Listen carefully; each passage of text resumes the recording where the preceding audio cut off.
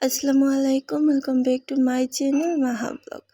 আজকে আবারও নতুন একটা রেসিপি নিয়ে চলে আসলাম আপনাদের মাঝে। আজকে অসম্ভব মজার একটা রান্না করছি। আমাদের এখানে কচুরমুখী দিয়ে ইলিশ মাছ, তো ভাবলাম আপনাদের সাথে শেয়ার করি। আমি মাঝে মধ্যে এরকম ইলিশ মাছ দিয়ে কচুরমুখী রান্না করে দেন, খেতে অনেক এবং অসম্ভব মজা লাগে।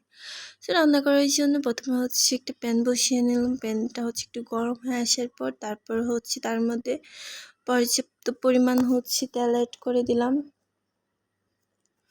অ্যাড করার পর পেঁয়াজ কুচিগুলো দিয়ে দিলাম। এখন পেঁয়াজ কুচিগুলো ব্রাউন কালার করে ভেজে নেব। তো আমার পেঁয়াজগুলো একটু ব্রাউন কালার করে ভেজে নিতেছি। ভেজে নেওয়ার পর আমি বাকি গুঁড়া মশলাগুলো একে একে অ্যাড করব। আর আপনারা যারা এভাবে এই প্রসেসে রান্না করবেন, খেয়ে দেখবেন অসম্ভব মজা হয়। সো এখন আমি তার মধ্যে হলুদ দিয়ে দিলাম। আমি এখন গুঁড়ামরিচ অ্যাড করে দিলাম। দেন লবণ দিয়ে দিলাম। এবার সবগুলা উপকরণ একসাথে মিক্স করে নেব। এখন তার মধ্যে সামান্য পরিমাণ পানি অ্যাড করে দিলাম। পানি অ্যাড করে মশলাগুলো ভালো মতো কষিয়ে নেব। এখন আমি মশলাগুলো একটু কষানো হয়ে গেলে আমি কচুরমুখীগুলো ছিলে ধুয়ে পরিষ্কার করে রেখে দিলাম। তার মধ্যে কচুরমুখী দিয়ে দিলাম আর একটু 2-3টা তেজপাতা ছেড়ে অ্যাড করে দিলাম, যাতে এটার স্মেলটা অনেক সুন্দর এবং খেতে ইয়াম্মি হয়।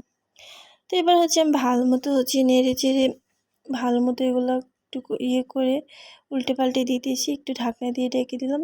কচুরমুখীর থেকে সামান্য পরিমাণ পানি উঠে আসছে। এখন এই পানিগুলো একটু ভালো মতো শুকিয়ে গেলে আমি তার মধ্যে একটু পানি অ্যাড করে দেব। সো এই পর্যায়ে আমি একটু পানি অ্যাড করে দিতেছি, যাতে কচুরমুখীগুলো ভালো মতো সেদ্ধ হয়।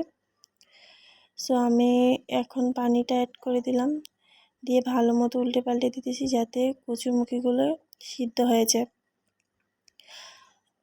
এখন আমি ঢাকনা দিয়ে ঢেকে দেবো। এরকম 5-6 মিনিট রান্না করব। তো এর ফাঁকে আমি মাছটা দিয়ে দিছি। সো এটা স্কিপ হয়ে গেছে। এখন ভালো মতো নেড়ে চেড়ে উল্টে পাল্টে দিতেছি। আমার কচুরমুখীগুলো অলরেডি 16% সিদ্ধ হয়ে গেছে।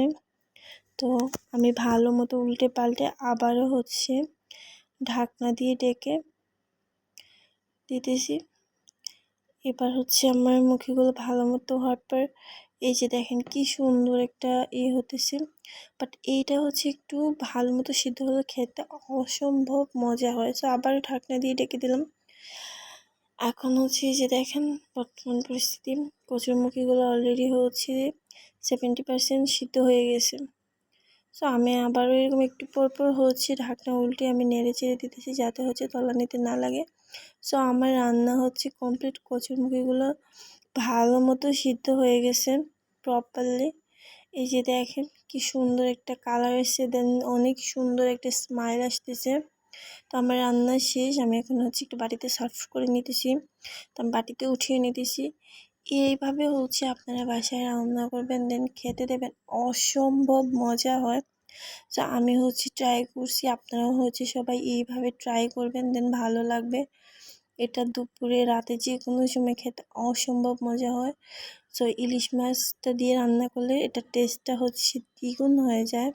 আপনারা সবাই বাসায় ট্রাই করবেন এবং কেমন হয়েছে আমাকে কমেন্ট করে জানাবেন। দেখতে যে কি সুন্দর একটা কালার হয়েছে, জাস্ট ওয়াও। আর খেতে এটা অসম্ভব মজা হয়েছিল। এটা সাদা ভাতের সাথে অনেক বেশি টেস্টি লাগে। তো আপনারা সবাই বাসায় ট্রাই করবেন আর কেমন হয়েছে আমাকে জানাবেন। আসলে এটা সবাই সব অঞ্চলের মানুষ একটু পছন্দ করে। সো এইভাবে রান্না করবেন। আর এটা আমার রান্নার ফাইনাল লুক। কি সুন্দর একটা কালার। সো অবভিয়াসলি সবাই ভালো থাকবেন, সুস্থ থাকবেন। নতুন একটা ব্লগে আবার আপনাদের সাথে কথা হবে। তার পর্যন্ত আল্লাহ হাফিজ।